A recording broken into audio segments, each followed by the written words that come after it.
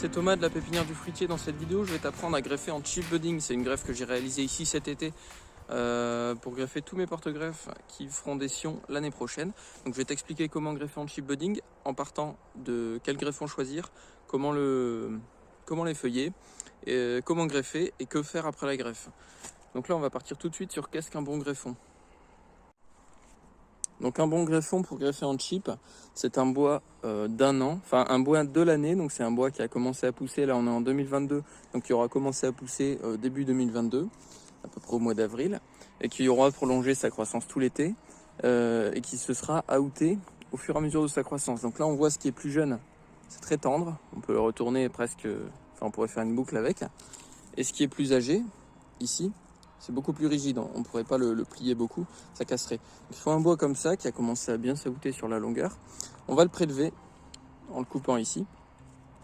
Et on va retirer le bout qui est trop vert. Et après on va enlever toutes les feuilles en les coupant. Donc là je vais te mettre une petite vidéo accélérée de comment est-ce qu'on coupe les feuilles. Donc moi je les coupe en coupant le pétiole à ras, mais on peut aussi couper plus loin en gardant le pétiole, ce qui peut aider pour tenir la greffe. Voilà, je te mets une vidéo de ça, c'est une variété de pommes sanguines là que je vais greffer avec toi pour te montrer, pour t'apprendre. J'avais tourné une autre vidéo mais mon micro a eu un bug de son donc il n'a rien enregistré. De ce fait, je dois tout retourner et le greffon est déjà prélevé donc du coup je te remets juste la vidéo sans le son. Donc ensuite pour faire la greffe, là on va passer tout de suite à la partie greffage, le prélèvement de l'œil sur le greffon et la coupe à faire sur le porte-greffe pour insérer le greffon dedans et ensuite ligaturer, voilà, puis après je vous expliquerai qu'est-ce qu'il faut faire ensuite. Donc du coup là on a besoin d'un porte-greffe, ici on est sur un M9, donc c'est un porte-greffe de pommier qui est nanifiant, c'est-à-dire que l'arbre qui va en résulter aura une taille adulte comprise autour de 2,50 m, ça peut être moins, ça peut être plus selon les fertilisations, selon les fertilités des terrains. Mais ce n'est pas le sujet de la vidéo. Du coup là je vais te montrer sur le M9 comment est-ce que je greffe en chip budding. Donc on va prélever tout d'abord le chip sur le greffon. Donc pour ça tu as besoin d'un greffon préparé, c'est-à-dire effeuillé, et d'un greffoir pour faire la coupe. Donc un greffoir bien affûté, et tu verras les coupes, il faut les faire en faisant glisser la lame sur le bois et en serrant avec ton pouce plutôt qu'avec ton bras. Puisque si tu fais avec le bras et que ça lâche, que ta coupe, tu as du mal par exemple, et puis que tu tires trop fort et que ça lâche, là tu risques sérieusement de te couper. Donc il faut toujours faire avec le pouce, ça aide à garder du contrôle. Donc là je vais essayer d'avoir une bonne mise au point pour te montrer comment faire en chip. Mais c'est toujours compliqué. On va essayer de faire comme ça. Donc du coup je commence ma coupe. Le but ça va être de prélever un œil. Donc je vais prendre un œil avec un pétiole pour rester dans l'exemple. Celui-là me plaît bien. Donc du coup, voilà, mise au point. Je vais commencer ma coupe en dessous de l'œil, à peu près 5 mm. Je fais une coupe comme ça, qui s'enfonce un peu. J'essaie de toujours garder les mises au point, c'est pas évident. Et après, je viens à peu près à 1 cm au-dessus pour faire la deuxième coupe qui va passer cette fois-ci sous l'œil. Donc, si j'y arrive à faire la mise au point, voilà. Donc, je fais la deuxième coupe qui va passer sous l'œil et qui va rejoindre jusqu'au fond de la coupe précédente pour découper entièrement le chip. Voilà, là il est coupé. Donc on peut le retirer. Et donc on a le chip, bon, qui là est pas terrible. C'est pas évident quand on fait la mise au point en même temps. Voilà, on peut toujours le recouper pour le mettre droit. Donc là j'ai mon chip budding.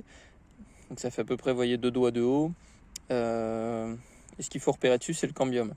Le cambium, c'est une couche de cellules qui va permettre la soudure des deux greffes, enfin de la greffe entre le greffon et le porte-greffe. Tous les deux vont multiplier leurs cellules de cette couche, et c'est quand elles vont se rejoindre que la greffe va souder. Donc le cambium, si vous voulez, il y a une petite fine couche de cellules plus sombre ici, on les voit. On voit une couche un peu plus sombre, à peu près à 0,5 mm du bord. Donc ça, c'est la couche de cellules qui va permettre la jonction entre le greffon et le porte-greffe qui est derrière. Donc que dire, eh bien il va falloir essayer d'aligner ça pour les coupes. Bon, c'est pareil, on a un petit peu de cambium ici, et si vous voulez repérer où est le cambium, eh bien c'est simple, vous soulevez l'écorce, c'est là où l'écorce se soulève, c'est le cambium, c'est la couche du cambium. Donc du coup on va maintenant faire l'entaille sur le porte-greffe. Donc il va falloir faire une entaille qui correspond à peu près à ça. Donc on va commencer par une entaille basse. Donc je vais vous montrer tout de suite.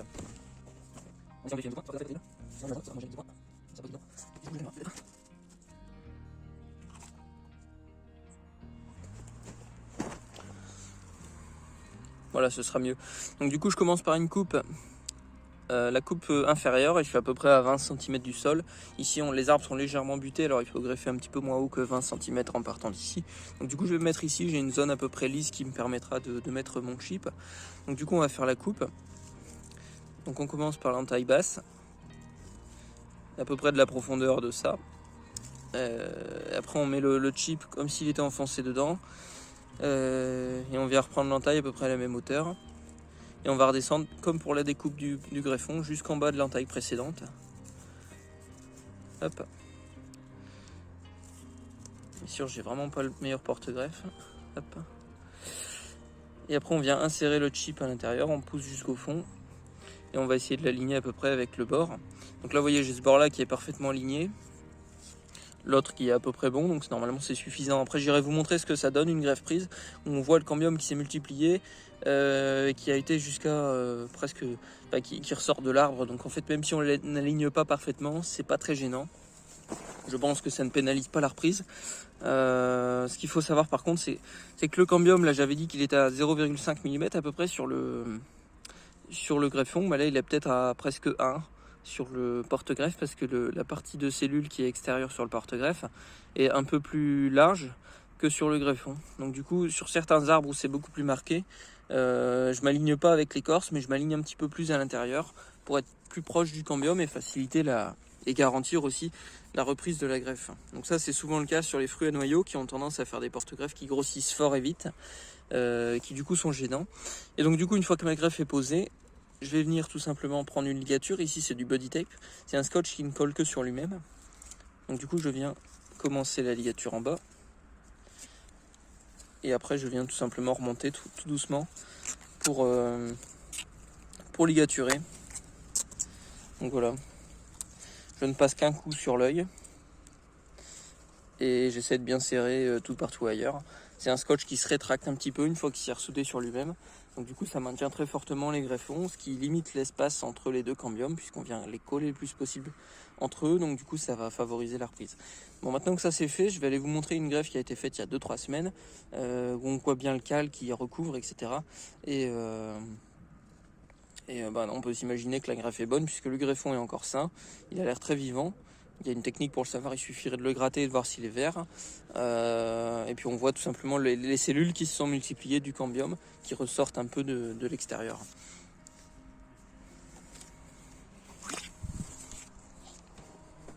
Donc ici, vous voyez, j'ai retiré le body tape. Et donc on voit la greffe qui est collée en fait à l'arbre. C'est-à-dire que déjà elle tient sans son body tape. Et on voit ici une couche de cellules là, qui déborde un peu rouge. Donc ça c'est les cellules du cambium qui se sont multipliées. Donc on peut imaginer que ça a fait le même du côté du porte-greffe et du côté du greffon. Donc normalement c'est bon. Et donc ce que je ferai cet hiver, au mois de janvier, c'est que je vais venir couper le porte-greffe à peu près ici. Et ça, l'an prochain, ça va se mettre à pousser. Donc le bourgeon ici. Et ça va me faire donc mon futur arbre. Ici on est sur la variété Belle Fleur Simple, sur le porte-greffe M111. Et après au mois de juillet à peu près, je viendrai recouper ici, puisque la pousse aura grossi, etc. Pour faire une coupe propre et avoir un tronc qui va dans la continuité du greffon. Donc pour faire un arbre qui a un tronc lisse, etc. Donc voilà. Je pense que j'ai à peu près fait le tour. Donc là on voit que la greffe est prise. L'année prochaine je le rabats. Ça pousse, je ligature. Je désonglette, ce qu'on appelle désongleter, puisque ça on appelle ça un onglet ou un chicot. J'espère que cette vidéo t'a plu, n'hésite pas à t'abonner à la chaîne YouTube si tu veux en apprendre plus sur les arbres fruitiers, voir d'autres façons de greffer, voir éventuellement la continuité de ce que j'ai fait ici, pour voir si ça prend, ce que ça donnera l'année prochaine. Justement, je ferai des vidéos pour expliquer, par exemple, quand je vais redresser la pousse du greffon, quand je vais désongleter, voilà, toutes les actions que je peux faire pour faire un sion, pour faire un arbre de 2 ans, 3 ans et 4 ans à l'avenir. Mais ça, c'est pas pour tout de suite. Eh bien, si tout ça t'intéresse, n'hésite pas à t'abonner à la chaîne YouTube. Je t'expliquerai aussi comment prendre le mieux soin possible de tes arbres pour en tirer le meilleur parti, également pour eux, hein, qu'ils soient en bonne santé. En général, en fait, il faut bien prendre soin de son arbre pour qu'il le rende. Donc si tout ça t'intéresse, n'hésite pas à t'abonner à la chaîne YouTube. Si jamais la vidéo t'a plu, que tu penses qu'elle peut aider d'autres personnes à réussir leur greffage d'été, n'hésite pas à partager la vidéo, n'hésite pas non plus à mettre un like et à commenter pour me dire si tu as déjà greffé comme ça, si ça a pris, si ça n'a pas pris. Si ça n'a pas pris, pourquoi penses-tu que ça n'a pas pris? Ou si tu as des astuces pour justement que ça réussisse, n'hésite pas à les partager en commentaire. Et sinon, je te souhaite bonne journée. Au revoir.